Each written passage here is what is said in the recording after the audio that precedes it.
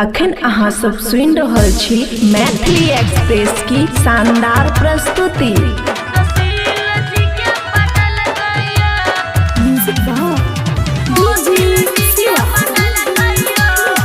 खुशी recording studio बलुआहा।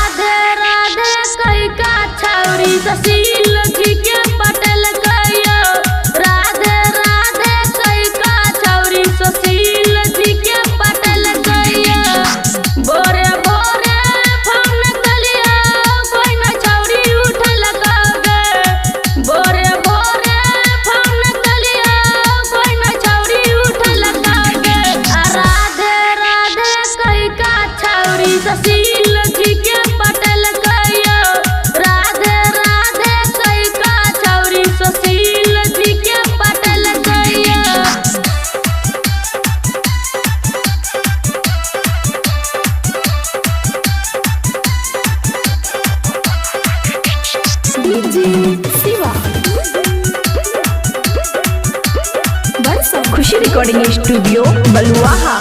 पूजा करो गल कुसे सरस्वती बिया पर लगल गया। पूजा करो गल कुसे सरस्वती बिया पर लगल गया। राधे राधे कही का छौरी ससील जी के पटल गया।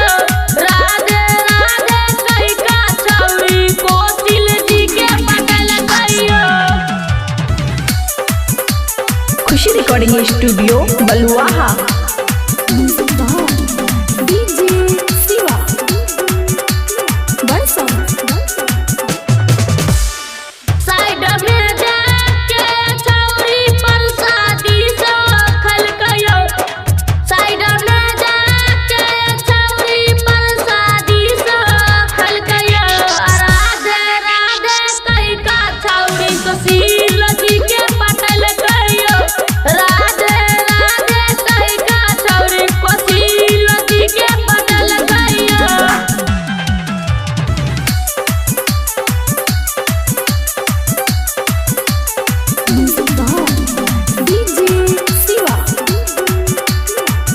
खुशी रिकॉर्डिंग स्टूडियो बलुआहा।